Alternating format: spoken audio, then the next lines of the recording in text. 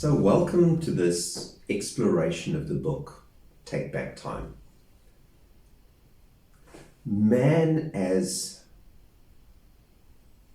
a creature, man as an individual, man as a species has had different ways of living and different rhythms over the years. If we go back to when man was a hunter-gatherer, before we had organized agriculture, long before the Industrial Revolution, man used to follow the seasons. There would be natural rhythms. There would be rhythms when, as a hunter-gatherer, animals would move. There would be different food sorts, vegetables, berries available for gathering. As we progressed, we moved into the organized agriculture paradigm where we settled into communities. And now communities no longer moved, but we became more stationary. But still, we followed the seasons. We knew that spring would follow winter and that spring would be busy and we would be preparing ground and getting crops planted so that in the summer and autumn we would have harvest. We still have harvest festivals where people celebrate the bounty of nature. And we don't harvest in spring. We harvest at the appointed time. And whilst there might be some spring crops, that is for planting. And we know that winter for pre-industrial revolution man was a time for rest. It was a time where if one had labored sufficiently during the growing season and the harvesting season, you would be able to relax and keep yourself warm with the firewood that you had gathered at the right time and seasoned and prepared for winter, for the time of rest. And there were these very gradual cycles we had. And then came the Industrial Revolution and everything changed. All of a sudden, the sun and the moon didn't determine our ability to work. Our ability to work was limited purely by the technology that was available. So all of a sudden we had factories which were electrified or mechanized prior to electricity, and we had candle and gaslight. And after candle and gaslight came the electric light bulb, and we were able to work at hours where we would normally have to sleep.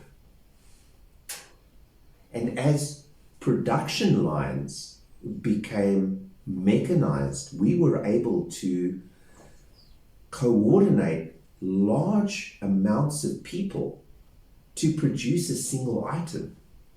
Where previously a blacksmith would have produced items out of metal from start to finish, a sword maker would produce a sword from start to finish, including the scabbard and all the components. We had the artisans. Now all of a sudden we were able to produce much greater volumes of goods by dividing the labor. But in order for that to work, we had to synchronize people.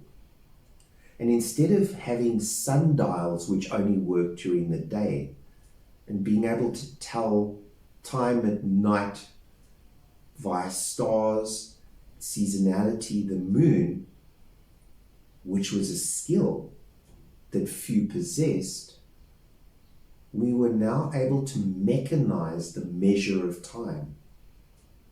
We were able to allocate time into blocks and have bells, whistles, gongs that would tell people when it was time to assemble for work, to start the production line. And the entire process was dependent on compliance with a set of rules that were marked by segmented passages of time, and by people working to certain paces to ensure that when a vehicle came up off of a production line, a car moving off of the production line didn't have to wait for steering wheels that were still being produced and would take another week to arrive. Everything was synchronized, and this meant that there were benefits for society in that goods could be produced less expensively in terms of time and labor. But what happened was we lost our ability to allow the natural seasonality and the seasonal nature of time to determine our lives. We lost the ability to form natural biorhythms. And what has happened over time is that where seasons control time,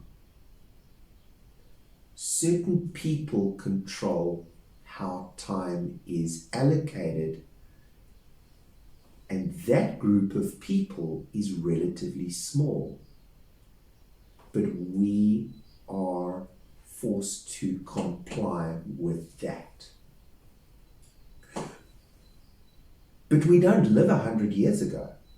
We live in a society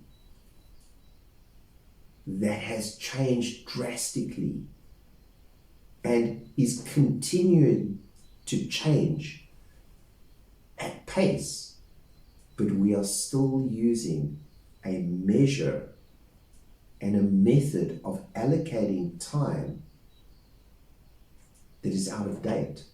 Our schooling systems that were designed to create workers for the factories, that people would be able to leave an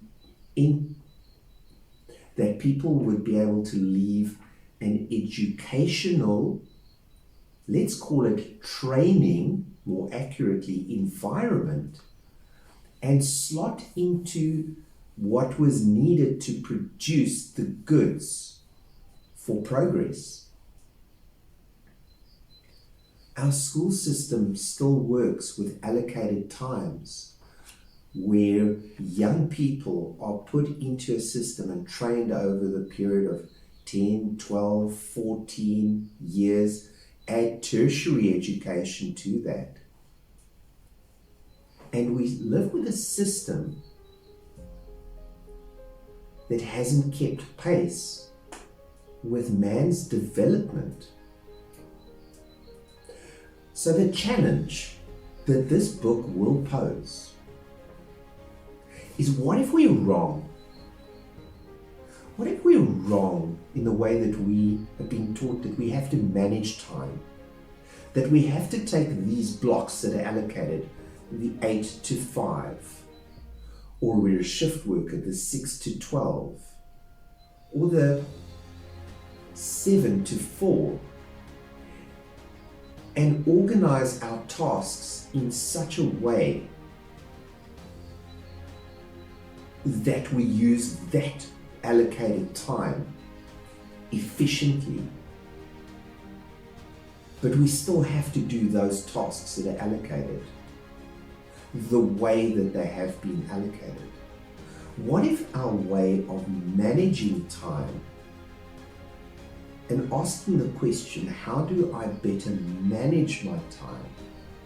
What if we've got it all wrong? What if that is the fundamental problem? What if the question is not, how do I manage my time better?